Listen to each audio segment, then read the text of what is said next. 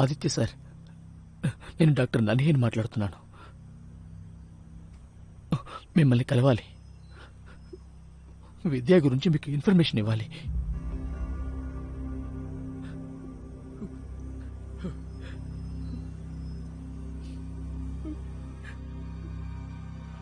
Sir, మా లిస్టులో చాలా మంది స్టూడెంట్స్ ఉన్నారు. వాళ్ళందరినీ గుప్పెట్లో పెట్టుకున్నది దాసు యాదవ్. కానీ విద్యనే ఎందుకు? సార్, మంచోళ్ళకే శత్రువులు ఎక్కువ మంది ఉంటారు. ఈ పనంతా శర్మ కోచింగ్ సెంటర్లోనే జరుగుతుంది. అండ్ విద్య అసలు మా టార్గెటే కాదు సార్. మేము అపూర్వ అనే అమ్మాయిని కాంటాక్ట్ చేశాం. తను మీ కోచింగ్ సెంటర్ స్టూడెంటే సార్. తను ఎగ్జామ్ ఇవ్వడానికి ఆల్మోస్ట్ ఒప్పేసుకుంది కూడా. కానీ మీ చెల్లెలొచ్చి ప్లాన్ అంతా చెడగొట్టేసింది. అపూర్వ, అరే ఎవరితో మాట్లాడుతున్నావు నువ్వు? కోచింగ్ టైం అయింది, త్వరగా వచ్చి కూర్చో. Sir, excuse me. త్వరగా రా.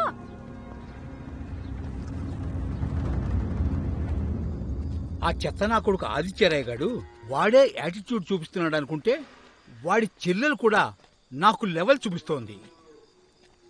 పెద్ద టాపర్ అని పొగరు దానికి. దొంగ మొహంది.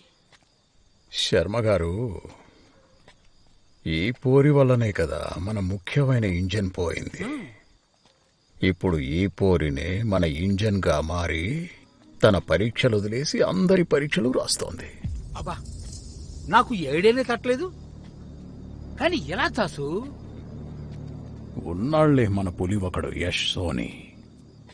వాడు నీకు సహాయం చేస్తాడు.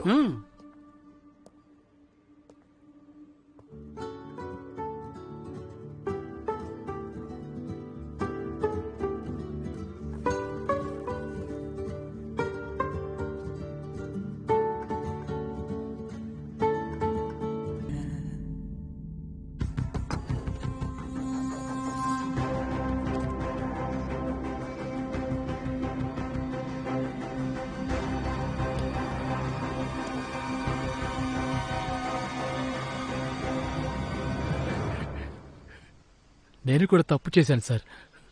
ఒకటి కాదు, చాలా తప్పులు. కానీ జీవితం గుణపాఠం నేర్పింది. అతుల్ శర్మ ఇంకా ప్రేమ్చంద్ నాకు నచ్చ చెప్పి దాసు దగ్గరికి తీసుకెళ్లారు.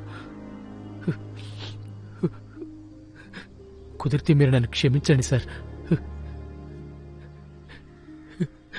ఇక నుండి నేను కూడా మీకు సహాయం చేస్తాను విద్యని వెతకడంలో. నన్ను దాసు ఉండే ప్లేస్కు తీసుకెళ్తావా? అక్కడికి ఎప్పుడు వెళ్ళా మొహం మీద నల్లబట్టి కప్పి తీసుకెళ్లారు సార్. చాలా తక్కువ మందికి మాత్రమే వాడుండే చోటు తెలుసు.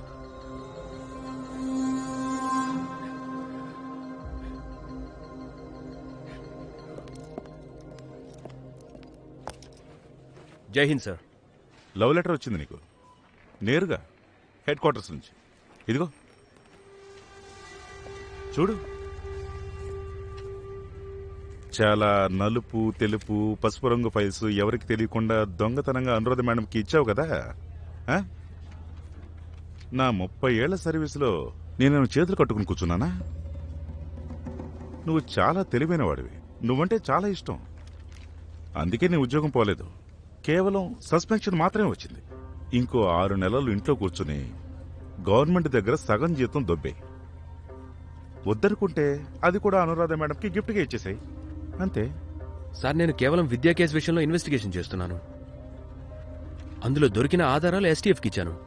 నాన్నా, నీకు నేను ముందుగానే హెచ్చరించాను నువ్వు ఎస్టీఎఫ్ లో జాయిన్ అవ్వు అని. పైగా ఇప్పుడు నువ్వు అనురాధ మేడంకి చాలా దగ్గరయ్యావు కదా. నాకు ఆశగా ఉంది అనురాధ మేడం లాంటి బాస్ కావాలని. కానీ ఏం చేయని చెప్పండి, నా రాత. చూద్దాం, ఈ సస్పెన్షన్ లెటర్ ఇచ్చిన తర్వాతైనా నా అదృష్టం మారుతుందేమో. మీ నుంచి తప్పించుకోవచ్చు కదా.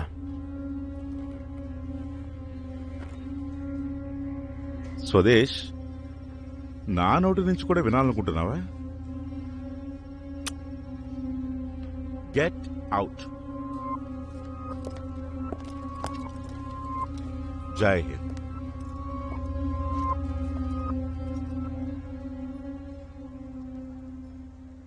Well, I'm leaving 2 constables at your house. నిన్న మీ ఇద్దరికి ఏదైతే జరిగిందో అది జరగదు. ఐ డోంట్ థింక్ దాని అవసరం ఉంది అని. అండ్ థ్యాంక్స్ టు నన్హే, తనే మమ్మల్ని ప్రభాకర్ని కలిసేలా చేశాడు.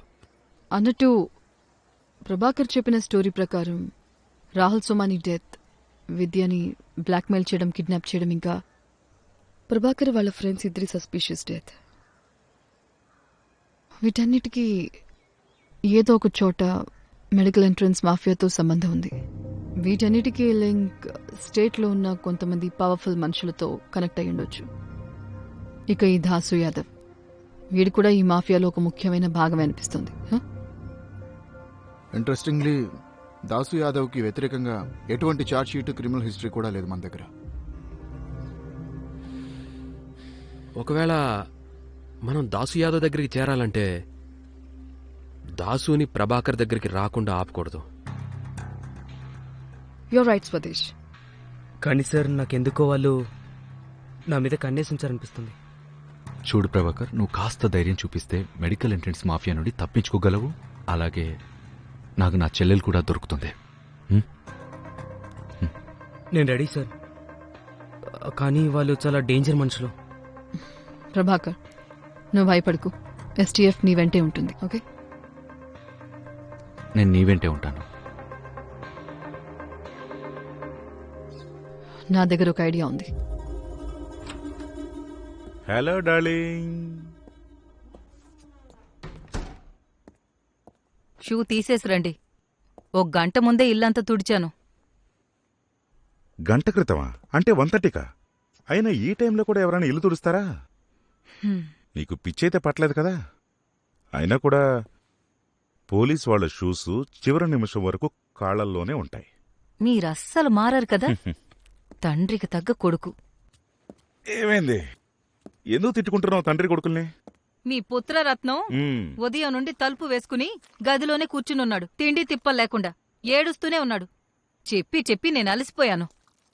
మా రాజకుమారుని నిరాహార దీక్ష కవర్ చేయటానికి మీడియా వాళ్ళు వచ్చారా లేదా? వెళ్ళి మీరే కనుక్కోండి. అలాగే, మేమే కనుక్కుంటాం. హలో, కాస్త టీ బిస్కెట్ తీసుకురా. బిట్టు, బంగారు తండ్రి, తలుపు తెరు నాన్నా. నా బంగారు కొండ, ఏం తిని నిరాహార దీక్ష ఆపేస్తావు నువ్వు? సరే సరే, పద పద. నాకు చెప్పు, ఏమైందో?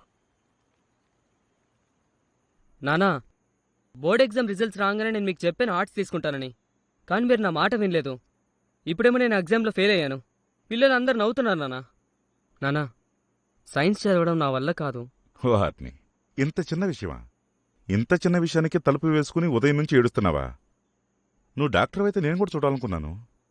నీకు ఏది ఇష్టమో నువ్వు అదే చెయ్యి. ముందు నువ్వు +2లో సైన్స్ క్లియర్ చేయి. ఇక గ్రాడ్యుయేషన్లో ఆర్ట్స్ తీసుకుంది గాని. నాన్న, ఈ 2 సంవత్సరాలు కూడా నా వల్ల కాదు.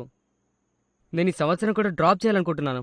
నానా, +2లో ఆర్ట్స్ తీసుకునేవ్వండి ప్లీజ్. చూడు, ఈ సంవత్సరం డ్రాప్ అవ్వకు. లేకుంటే గనక నీ ఫ్రెండ్స్ నిన్ను చూసి నవ్వుతారు. నానా ప్లీజ్. చూడు, ఉదయం నుంచి ఏం తినలేదు. ఇదిగో ఈ బిస్కెట్ తిను, తీసుకో. డిన్నర్ చేస్తూ దీని గురించి మాట్లాడుకుందాం. నిజంగానా నానా? నిజంగా. ఇదిగో టీ తాగు.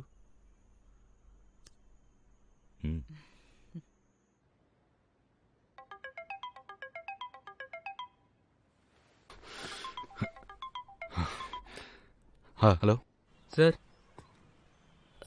అనురాధ మేడం చెప్పిన దాని ప్రకారం ఒక ఏజెంట్ని పంపించి దాసు యాదవ్కి సారీ చెప్పించాను. ఒక స్టూడెంట్ అడ్వాన్స్ పంపిస్తున్నారు నాకు. సార్, నాకు చాలా భయంగా ఉంది సార్. చూడు, నువ్వేం భయపడకు. ఎస్టీఎఫ్ ఇంకా నేను ఉన్నాం. ఇంతకీ అడ్వాన్స్ ఎక్కడికి తీసుకొస్తా అన్నారు?